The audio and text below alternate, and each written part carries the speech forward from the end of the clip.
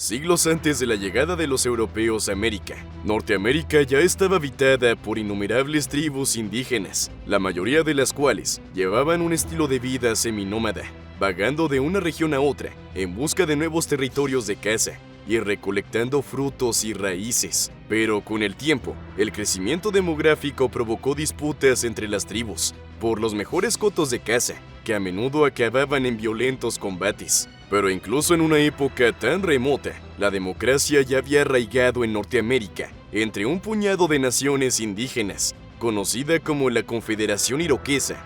Esta Liga de Naciones surgió entre 5 tribus de los bosques del noreste que llevaban muchas generaciones asoladas por guerras, de venganza y violencia. Los iroqueses vivían originalmente cerca del lago Ontario y a lo largo del río Mohawk, en el estado de Nueva York. Alrededor del año 1600, 5 tribus, los Mohawks, los Oneidas, los Onondagas, los Cayugas y los Sénecas, se unieron para formar una confederación. Una sexta tribu, los Tuscaroras, se unió en 1722. Había otras tribus que hablaban una lengua similar, pero no formaban parte de la confederación. En 1650, los iroqueses empezaron a abrirse camino hacia el estado de Ohio, entre los grandes lagos y el río Ohio. Conquistaron y expulsaron a varios grupos de nativos americanos que vivían en la zona. Las guerras resultantes se conocieron como las Guerras del Castor, porque los iroqueses querían más tierras para cazar y atrapar castores y ciervos.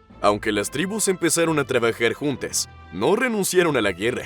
Lucharon y capturaron a otras tribus nativas, así como a las oleadas de inmigrantes europeos que llegaban al nuevo continente. Lucharon contra los primeros colonos franceses y británicos.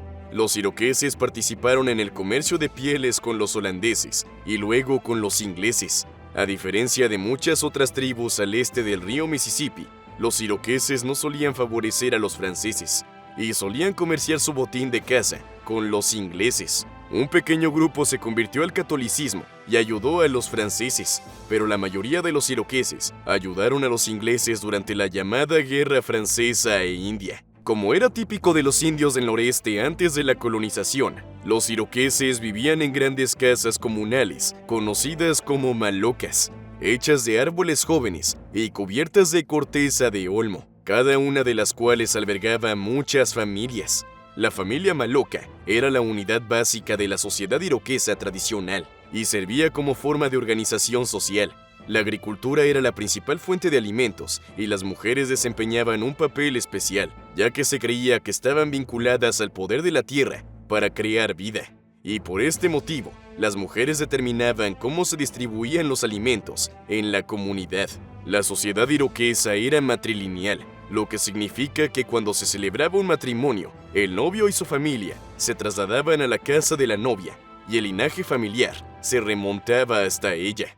La guerra era importante en la sociedad iroquesa y para los hombres, la autoestima dependía de alcanzar la gloria personal en el esfuerzo bélico. Los prisioneros de guerra eran a menudo esclavizados o adoptados para reemplazar a los miembros muertos de la familia. Las bajas en batalla y las enfermedades aumentaron la necesidad de prisioneros, que se convirtieron en una población importante en los asentamientos iroqueses a final del siglo XVII.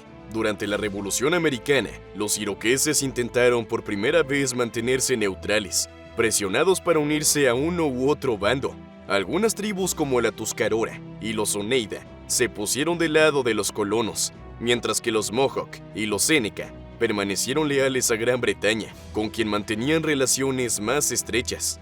En 1779, George Washington ordenó la expedición Sullivan, dirigida por el coronel Daniel Brodhead y el general John Sullivan, contra las naciones iroquesas, para no solo invadir, sino destruir la alianza británico-india. Quemaron muchas aldeas iroquesas en todo el oeste de Nueva York, y los indios supervivientes se trasladaron a Canadá. La Revolución Americana causó una gran división entre los colonos y también provocó una ruptura en la Confederación Iroquesa. Las enfermedades traídas por los europeos redujeron la población iroquesa a una fracción de lo que había sido en el pasado. Cientos de años de coexistencia entre las tribus y de gobierno colectivo se vieron superados por la inmensidad de la Guerra Revolucionaria Americana. Al final de la guerra, el temor a que los colonos no respetaran las súplicas de los iroqueses se hizo realidad.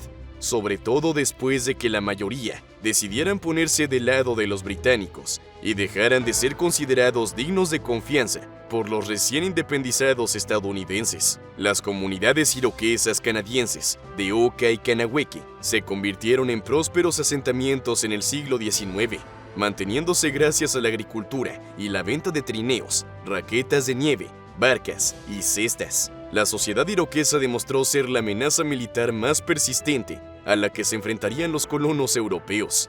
Aunque la conquista de sus territorios les obligó a ceder gran parte de sus tierras, su legado perdura. Algunos historiadores atribuyen ciertos aspectos de la Constitución de Estados Unidos a las ideas de los iroqueses. La Confederación Iroquesa estableció un modelo de federalismo, separación de poderes y democracia participativa que inspiraría a líderes como Benjamin Franklin y James Madison durante la formación de Estados Unidos.